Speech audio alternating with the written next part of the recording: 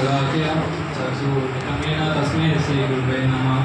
वाञ्छाकल्पतरुभ्यश्च कृपासिन्धुभ्यः च पतितानां पावनेभ्यो वैष्णवेभ्यो नमो नमः। यहाँ पे उपस्थित सभी वैष्णवियों सन्यासीगण सभी को नमो प्रणाम। जब से मैं 4 साल हो गए मुझे भक्ति में आए हुए।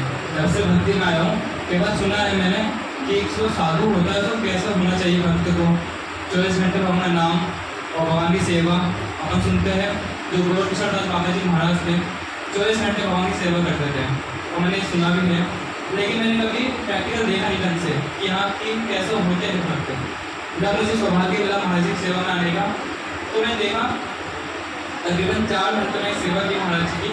तो क्या देखा मैंने, जो उनके गुरु की वाणी मतलब परम गुरुदेव उनकी वाणी उनकी सेवा उन्होंने जो सेवा बोल के गए उनके जो उपदेश थे केवल महाराज जी ने वही पालन किया कुछ जिंदगी भर, उसके अलावा कुछ ही पालन नहीं किया।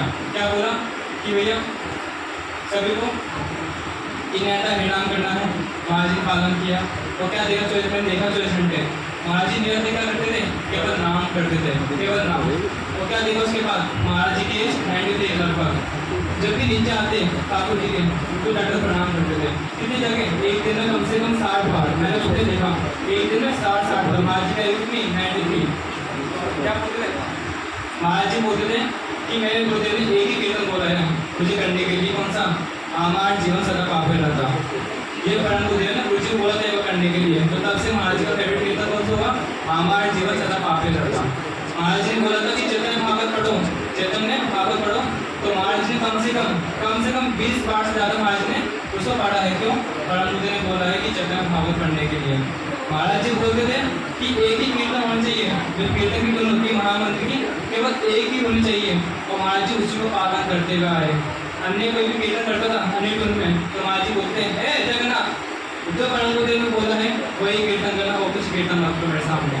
और देखा जाता है जब महाराज जी हॉस्पिटल में थे तो क्या देखा मैंने, 24 घंटे महाराज जी क्या करते हमें माला थी महाराज जी की। क्या बोलते थे, जगन्नाथ तुलसी पान डालना है, जगन्नाथ तुलसी पान डालना है। एवं मुझे महाराज जी बोलते आके हे जगन्नाथ, बोला हाँ महाराज जी। बोले मैं पागल हो गया, मैं दिमाग घूम गया। बोला क्या हो महाराज जी, बोला मुझे लगता है कि मैं हाथ में तुलसी है और मैं आगे पानी है पान डालूँ। ये लोग किस अवस्था है महाराज जी, किस अवस्था में सोचो। महाराज जी क्या बोल रहे हैं, मेरे एक हाथ में तुलसा जी है, दूसरे हाथ में पानी है, मैं पानी डाल रहा हूँ। एक बार आपको 3 बजे बुला के महाराज जी को बोलते हैं जगन्नाथ, बोला महाराज जी। बोला मुझे दिख रहे कि 4 सामने महाजन खड़े हैं, 4 सामने बॉडी महाजन खड़े हैं, देखना कौन कौन है। अब रात को 3 बजे 4 महाजन कहाँ से आ सकते भाई, महाराज जी किस अवस्था में देख सकते हो। कभी बुलाते मुझे महाराज जी, हे जगन्नाथ क्या यहाँ ठाकुर जी है, ठाकुर जी की स्थापना होगी मठ में, ठाकुर जी का क्या नाम है, ठाकुर जी की सेवा होती है, ठाकुर जी को भोग लगाया, जाके पूछ गया। ठाकुर 2 बजे बोल रहे हैं, जाके पूछ गया हीर माधव से कि ठाकुर जी को भोग लग गया। अब देखो महाराज जी 24 घंटे किससे चिंतन कर रहे हैं, केवल ठाकुर जी का, गुरु वैष्णव का।